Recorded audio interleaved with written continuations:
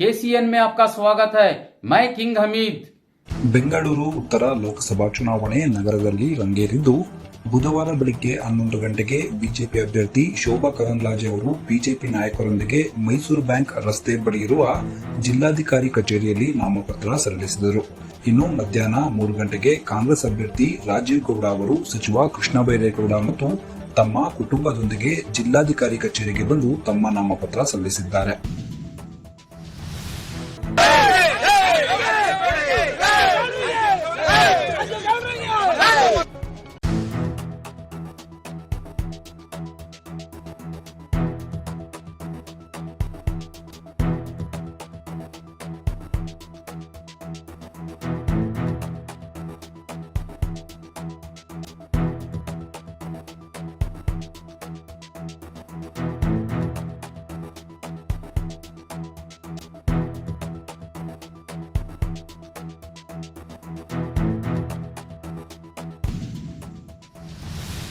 ಬುಧವಾರ ಮಧ್ಯಾಹ್ನ 3 ಗಂಟೆಗೆ ನಾಮಪತ್ರ ಸಲ್ಲಿಸಿದ ಬಳಿಕ ಮಧ್ಯಾಹ್ನ 3:30ಕ್ಕೆ ನಗರದ ಜಿಲ್ಲಾಧಿಕಾರಿಗಳ ಕಚೇರಿ ಬಳಿ ಮಾಧ್ಯಮಗಳ ಜೊತೆ ಮಾತನಾಡಿದ ಕಾಂಗ್ರೆಸ್ ಅಭ್ಯರ್ಥಿ ರಾಜೀವ್ ಗೌಡ ಅವರು 3 ಜನ ಶಾಸಕರು 2 ಮುಖಂಡರ ನೇತೃತ್ವದಲ್ಲಿ ನಾಮಪತ್ರ ಸಲ್ಲಿಸಿದ್ದೇನೆ.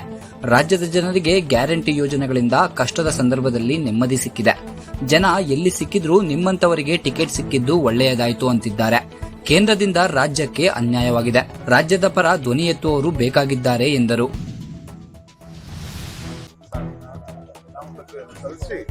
ಆಚೆ ಬರ್ತಾ ಇದ್ದೀವಿ. ಎಲ್ಲೋದು ನಮಗೆ ನಿಜವಾಗ್ಲೂ 100% ಕಾನ್ಫಿಡೆನ್ಸ್ ಇದೆ ಅಂತ ಹೇಳ್ತೀನಿ.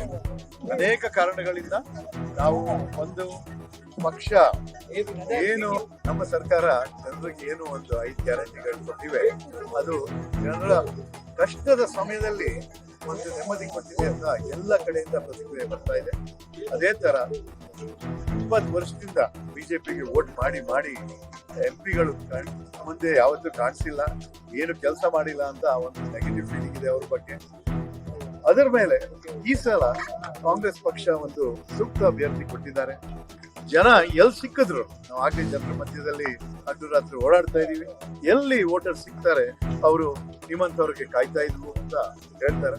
ಸೊ ನಾನು ಜೋಕ್ ಆಗಿ sorry I come a little late ಅಂತೀವಿ, but better late than never ಅಂತಾರಲ್ಲ, ಅದಕ್ಕೋಸ್ಕರ ಈ ಸತಿ ಎಲ್ಲರೂ ಅಭಿವೃದ್ಧಿಗೋಸ್ಕರ ವೋಟ್ ಮಾಡ್ತಾ ಇದ್ದಾರೆ. ಬುಧವಾರ ಸಂಜೆ 6 ಗಂಟೆಗೆ ಯಲಹಂಕದ ಎಸ್ಆರ್ ವಿಶ್ವನಾಥ್ ಅವರ ಮನೆಗೆ ಭೇಟಿ ಕೊಟ್ಟ ಮೇಲೆ ಮಾತನಾಡಿದ ಬಿಜೆಪಿ ಲೋಕಸಭಾ ಅಭ್ಯರ್ಥಿ ಕೆ ಸುಧಾಕರ್ ಅವರು, ಎಸ್ಆರ್ ವಿಶ್ವನಾಥ್ ಅವರು ನನಗೆ ಮೊದಲಿನಿಂದಲೂ ಸ್ನೇಹಿತರು. ಇವತ್ತು ನನಗೂ ಹಾಗೂ ರಾಧಾ ಮೋಹನ್ ದಾಸ್ ಅವರಿಗೂ ವಿಶ್ವನಾಥ್ ಅವರು ಮನೆಯಲ್ಲಿ ತಿಂಡಿಗೆ ಆಹ್ವಾನ ಮಾಡಿದ್ದರು. ಈ ಕ್ಷೇತ್ರದ ಎಲ್ಲಾ ಪ್ರಮುಖರನ್ನ ಹಾಗೂ ಬಿಜೆಪಿ ಮುಖಂಡರನ್ನ ಆಹ್ವಾನ ಮಾಡಿದ್ದಾರೆ. ನನ್ನ ವಿಧಾನಸಭೆ ಚುನಾವಣೆ ಹೇಗೆ ಮಾಡುತ್ತೇನೆ ಅದೇ ರೀತಿ ನಿಮ್ಮ ಈ ಚುನಾವಣೆ ಮಾಡುತ್ತೇನೆ ಎಂದು ನನಗೆ ಅವರು ಭರವಸೆ ಕೊಟ್ಟಿದ್ದಾರೆ. ನಾನು ಹೆಚ್ಚು ಯಲಹಂಕದಲ್ಲಿ ತೊಡಗಿಸಿಕೊಂಡು ನನ್ನ ಶಕ್ತಿ ಮೀರಿ ಕೆಲಸ ಮಾಡುತ್ತೇನೆ ಎಂದು ಅವರಿಗೆ ನಾನು ಹೇಳಿದ್ದೇನೆ ಎಂದರು. ನಮ್ಮ ಮಾಜಿ ಶಾಸಕರು ದಾಸರಳ್ಳಿಯ ಜನಪ್ರಿಯ ಶಾಸಕರು ಮುನ್ರಾಜಣ್ಣವರು ಕೂಡ ಬಂದಿದ್ದಾರೆ.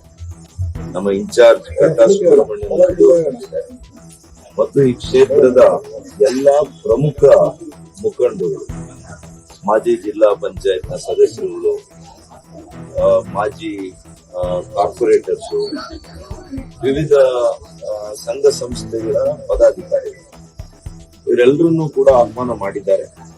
ನಾವೆಲ್ಲ ಕೂಡ ಸೇರಿ ತಿಂಡಿ ಮಾಡಿದ್ದೇವೆ. ಬಹಳ ಒಳ್ಳೆಯ ಆತಿಥ್ಯವನ್ನ ನಮಗೆ ನೀಡಿದ್ದಾರೆ ಮತ್ತು ಒಂದು ಭರವಸೆಯನ್ನ ಕೊಟ್ಟಿದ್ದಾರೆ. ನಾನು ನನ್ನ ಚುನಾವಣೆ ಹೇಗ್ ಮಾಡ್ತೇನೆ ಅದೇ ರೀತಿ ನಾನು ಚುನಾವಣೆ ಮಾಡ್ತೇನೆ. ನಾನು ಬಹಳ ಯಲಹಂಕದಲ್ಲೇ ತೊಡಗಿಸಿಕೊಂಡು ಹೆಚ್ಚಾಗಿ ನಾನು ಮತ್ತು ನಮ್ಮ ಎಲ್ಲ ಮುಖಂಡರುಗಳು ಶಕ್ತಿ ಮೀರಿ ಪ್ರಯತ್ನ ಮಾಡಿ ಅತಿ ಹೆಚ್ಚು ಮತಗಳನ್ನು ಕೊಡಿಸಲಿಕ್ಕೆ ಪ್ರಾಮಾಣಿಕ ಪ್ರಯತ್ನ ಮಾಡ್ತೀನಿ ಅಂತ ಹೇಳಿದ್ದಾರೆ. ಪ್ರಧಾನಿ ಮೋದಿ ಮನ್ ಕಿ ಬಾತ್ ಕೇಳೋಕೆ 25 ಸಂಸದರನ್ನ ಆರಿಸಿದಿವ. ನಗರದಲ್ಲಿ ಬಿಜೆಪಿ ವಿರುದ್ಧ ಸಚಿವ ಪ್ರಿಯಾಂಕ್ ಖರ್ಗೆ ಆಕ್ರೋಶ. ರಾಜ್ಯದಲ್ಲಿ ಇಷ್ಟೊಂದು ಭೀಕರ ಬರ ಆವರಿಸಿದ್ರೂ ಸಹ ಬಿಜೆಪಿಯ 25 ಸಂಸದರು ಕೇಂದ್ರದ ಮೇಲೆ ಒತ್ತಡ ಹಾಕಿ ರಾಜ್ಯಕ್ಕೆ ಪರಿಹಾರ ದೊರಕಿಸಿಕೊಡುತ್ತಿಲ್ಲ. ರಾಜ್ಯದ 25 ಜನ ಸಂಸದರನ್ನ ಮೋದಿ ಮನ್ ಕಿ ಬಾತ್ ಕೇಳೋಕೆ ಕಳಿಸಿದ್ದಾರಾ ಎಂದು ಸಚಿವ ಪ್ರಿಯಾಂಕ್ ಖರ್ಗೆ ಖಡಕ್ ಆಗಿ ಪ್ರಶ್ನಿಸಿದ್ದಾರೆ. ಬುಧವಾರ ಮಧ್ಯಾಹ್ನ 2 ಗಂಟೆಗೆ ಕಲಬುರಗಿ ನಗರದಲ್ಲಿ ಮಾಧ್ಯಮಗಳ ಜೊತೆ ಮಾತನಾಡಿದ ಸಚಿವ ಪ್ರಿಯಾಂಕ್ ಖರ್ಗೆ, ಪರಿಹಾರಕ್ಕಾಗಿ ನಾವು ಕೇಂದ್ರಕ್ಕೆ ಮನವಿ ಮಾಡಿ ಪತ್ರ ಬರೆದಿದ್ವಿ. ಆದರೆ ರಾಜ್ಯದಿಂದ ಬರ ಪರಿಹಾರಕ್ಕಾಗಿ ಯಾವುದೇ ಪ್ರಸ್ತಾವನೆ ಬಂದಿಲ್ಲವೆಂದು ಅಮಿತ್ ಶಾ ಹೇಳಿಕೆಗೆ ಸಚಿವ ಪ್ರಿಯಾಂಕ್ ಖರ್ಗೆ ಕಿಡಿಕಾರಿದ್ದಾರೆ. ನಿಮ್ಗೆ ನಮ್ಮ ರೈತರಿಗೆ ಮೋಸ ಆದಾಗ ಸುಮ್ಮನೆ ಕೊಡ್ತೀರಾ? ನಮಗೆ NDRF ನಲ್ಲಿ ₹1 ಬಂದಿಲ್ಲ ಅಂದ್ರೂ ನೀವು ಆರಾಮಾಗಿರ್ತೀರಾ? ಮೋದಿ ಅವ್ರ ಮನ್ ಕಿ ಬಾತ್ ಕೇಳಕ್ಕ ನಿಮ್ಗೆ ವೋಟ್ ಮಾಡಿರೋದು ಏನ್ ಕರ್ನಾಟಕದ ಹಿತಾಸಕ್ತಿ ಕಾಪಾಡ್ಲಿಕ್ಕ ನಿಮ್ಗೆ ವೋಟ್ ಮಾಡಿ ಕಳಿಸಿರೋದಲ್ಲಿ ಇವತ್ತು? ಈಗಾನ ದಯವಿಟ್ಟು ನಮ್ಮ BJP MP ಗಳಿಗೆ ನಾನು ಮನವಿ ಮಾಡ್ಕೋತಾ ಇದ್ದೀನಿ, ಕರ್ನಾಟಕ ಒಂದು ಕಾಮಧೇನು ತರ ಟ್ರೀಟ್ ಮಾಡಬೇಡಿ. ಬರೀ ಟ್ಯಾಕ್ಸ್ ಕಟ್ಟಲಿಕ್ಕೆ, ಉದ್ಯೋಗ ಸೃಷ್ಟಿ ಮಾಡ್ಲಿಕ್ಕೆ, IT ಕಟ್ಟಿಸ್ಕೊಳ್ಳಕ್ಕೆ, ಅಲ್ಲಿಂದ ನಮ್ಗೆ ಏನ್ ಬರ್ತಾ ಇದೆ ಅದನ್ನು ಸ್ವಲ್ಪ ಧ್ವನಿ ಏರಿಸಿ ಕೇಳಿ. ಯಾರು ಏನು ಮಾಡಲ್ಲ, ನಾವು ನಿಮ್ ಜೊತೆ ಇರ್ತೀವಿ. For the first time in fact ನಾವು BJP ಸಂಸದರಿಗೂ ಹೇಳಿದ್ವಿ, ದಯವಿಟ್ಟು ಬನ್ನಿ ಜೊತೆಗೆ ಹೋಗೋಣ ಅಂತ, ಇದ್ರಲ್ಲಿ ರಾಜಕೀಯ ಮಾಡೋದು ಬೇಡ ಅಂತ. ಅಂಜಿ ಪಾಪ ಅವ್ರು ಬಂದೇ ಇಲ್ಲ ಅವರು. ಆದ್ರಿಂದ ದಯವಿಟ್ಟು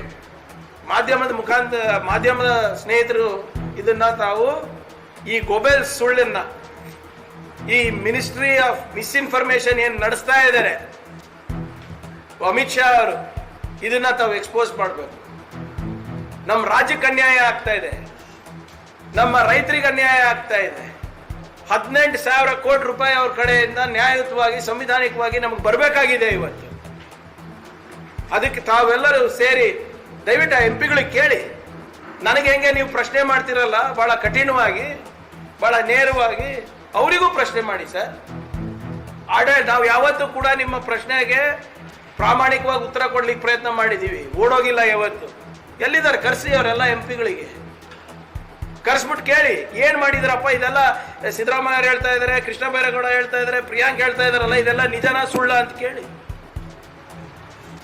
ದಯವಿಟ್ಟು ಈಗನ ಚುನಾವಣೆ ಇದೆ, ಅಟ್ಲೀಸ್ಟ್ ಚುನಾವಣೆಗೋಸ್ಕರ ದಯವಿಟ್ಟು ಈ ರೈತರ ಪರವಾಗಿ ಧ್ವನಿ ಎತ್ತಿ ತೋರಿಕೆಗಾನ. ಇಲ್ದಿದ್ರೆ ನಮ್ಮ ಜನರು ಸಾಯ್ಬೇಕಾಗ್ತದೆ. ತಮ್ಮ ಮುಖಾಂತರ ನಾನು ಮನವಿ ಮಾಡ್ಕೊಳೋದು ಇಷ್ಟೇ, ಪದೇ ಪದೇ ಇಲ್ಲಿ BJP ಅವರು ಬಂದು ಕೇಂದ್ರದವರು ಅವರು ಸುಳ್ಳು ಹೇಳಿದ್ರೆ ಅವ್ರ ಆಟ ನಡೆಯುತ್ತೆ. ಈ ಗೊಬೆಲ್ಸ್ ಥಿಯರಿಯನ್ನ ಅವರು ಇಲ್ಲಿ ಸಂಪೂರ್ಣವಾಗಿ ಇಲ್ಲಿ ಅನುಷ್ಠಾನಕ್ಕೆ ತರಬಹುದು ಅಂದ್ರೆ ಅದು ಅವ್ರ ತಪ್ಪ ಕಲ್ಪನೆ ಇದೆ. ಇಲ್ಲಿ ನಾವು ಎಲ್ಲಾ ರೀತಿಯಾದಂತಹ ಬರ ನಿರ್ವಹಣೆಗಿರ್ಬೋದು, ನಮ್ಮ ಜನರ ಆರ್ಥಿಕ ಪ್ರಗತಿಗಿರ್ಬೋದು ಪ್ರಾಮಾಣಿಕವಾಗಿ ನಾವು ಸರ್ಕಾರ ನಡೆಸ್ತಾ ಇದ್ದೀವಿ. BJP ಅವರ ಸುಳ್ಳನ್ನ ನಾವು ಎಕ್ಸ್ಪೋಸ್ ಮಾಡ್ತೀವಿ. ಅವ್ರಿಗೆ ಹೆದರಿಕೆ ಆಗ್ಬಿಟ್ಟಿದೆ, ಇಲ್ಲಿ ಅವ್ರಿಗೆ ಸೀಟ್ ಸಿಗ್ತಾ ಇಲ್ಲ ಅಂತ. ನಾನು ಹೇಳ್ದಂಗೆ BJP ಅವರ ಆಂತರಿಕ ಸಮೀಕ್ಷೆ ಅವರಿಗೆ 200 ಕೊಡ್ತಾ ಇಲ್ಲ. ಇಲ್ಲಿ ರಾಜ್ಯದಲ್ಲಿ ಈಗಾಗಲೇ BJP ಅವರು ಕೋವಿಡ್ ಸಂದರ್ಭದಲ್ಲಿ ಸುರೇಶ್ ಎಲ್ಲಿ ಹೋಗಿದ್ದರು? ನಗರದಲ್ಲಿ ಶಾಸಕ ಮುನಿರತ್ನ. ಕೋವಿಡ್ ಸಂದರ್ಭದಲ್ಲಿ ಸಂಸದ DK ಸುರೇಶ್ ಅವರು ಯಾರಿಗಾದರೂ 1 ಕೆಜಿ ಅಕ್ಕಿ ಕೊಟ್ಟಿದ್ದಾರೆ ಎಂದು ಶಾಸಕ ಮುನಿರತ್ನ ಪ್ರಶ್ನಿಸಿದರು. ರಾಮನಗರದಲ್ಲಿ ಏಪ್ರಿಲ್ 4ರಂದು ಬೆಳಗ್ಗೆ 10 ಗಂಟೆಗೆ ಸುದ್ದಿಗಾರರೊಂದಿಗೆ ಮಾತನಾಡಿದ ಅವರು, ನಾನು ಕೋವಿಡ್ ಸಮಯದಲ್ಲಿ ಕೆಲಸ ಮಾಡಿದ್ದೇನೆ, ನನಗೆ ಕೂಲಿ ಕೊಡಿ ಎಂದು DK ಸುರೇಶ್ ಜನರನ್ನು ಕೇಳುತ್ತಿರುವುದು ಸರಿಯಲ್ಲ, ಕೆಲಸ ಮಾಡಿ ಕೂಲಿ ಕೇಳಬೇಕು ಎಂದರು. 5 ಲಕ್ಷ ಬಾಕ್ಸ್ ಯಾಕೆ ಸೀರೆಗಳು ಕೂಲಿ ಇಸ್ಕೊಳ್ಳೋರು ದುಡ್ಡಿಗೆ ಬರ್ತಾನೆ, ಕೂಲಿ ಇಸ್ಕೊಳ್ಳೋರ ಹತ್ರ ಏನೂ ಇರಬಾರ್ದು. ಯಾಕೆ 5 ಲಕ್ಷ ಇವ್ರು ಕೂಲಿ ಕೇಳೋ ಜನರಿಗೆ ಬಡತನ, ಅವರ ಬಡತನದ ದುರುಪಯೋಗ ಪಡಿಸ್ತಾರೆ. ಯಾಕೆ ಕೋವಿಡ್ ಅಲ್ಲಿ ಎಲ್ಲೋಗಿದ್ರು? ಯಾರಿಗಾರು 1 ಅಕ್ಕಿ ಕೊಟ್ಟವ್ರ, 1 ಕೆಜಿ ಅಕ್ಕಿ ಕೊಟ್ಟವ್ರ, ಯಾರಿಗಾರು ದಾನ ಧರ್ಮ ಮಾಡವ್ರ? ಎಲ್ಲಾರು 1 ರೆಫರೆನ್ಸ್ ಕೊಡಿ. ಎತ್ಕೊಂಡೋಗ್ಬಿಟ್ಟು ಅಲ್ಲೆಲ್ಲ ಗದ್ದೆಗಳಲ್ಲಿ ಬೆಳೆದಿರೋ ಹೂಕೋಸು ಅವಿಗೂ ತಂದ್ಬಿಟ್ಟು ನೋಡ್ಲಿಕ್ಕೆ ದಾನ ಮಾಡಿದೆ ಅಂತಾರೆ. ಒಂದೇ 1 ಕೆಜಿ ಅಕ್ಕಿ ಕೊಟ್ಟೋದೆಲ್ಲ ನಾವು ಸಣ್ಣ ರೆಫರೆನ್ಸ್. ಇವಾಗ ರಾಜರಾಜೇಶ್ವರಿ ವಿಧಾನಸಭಾ ಕ್ಷೇತ್ರದ 5 ಲಕ್ಷ ಮತದಾರರು ಒಂದು ದಿನ first wave second wave Covid 1 KG ಅಕ್ಕಿ ಕೊಟ್ಟಿರೋದಕ್ಕೆ 1 ರೆಫರೆನ್ಸ್ ಕೊಡಿ, 1 ವಿಡಿಯೋ ಕ್ಲಿಪ್ಪಿಂಗ್ ಕೊಡಿ ನೋಡೋಣ. ಅವತ್ತೆಲ್ಲೋಗಿದ್ರಿ ಇವ್ರು? ಅವತ್ತು ಜನರು ಕಷ್ಟ ಕಾಣಲಿಲ್ಲ, ಇವತ್ತು ಜನರಿಗೆ ಬಂದು ದಾನ ಮಾಡಕ್ ಕೂಲಿ ಕೇಳೋದು, ಕೂಲಿ ಕೇಳ್ಬೇಕು, ದಾನ ಯಾಕೆ ಮಾಡ್ತಾರೆ? ತುಂಬಿ ತುಳುತ್ತಾ ಇರೋದಕ್ಕೆ ತಾನೇ ಇವೆಲ್ಲ ಕೊಡ್ತಾ ಇರೋದು.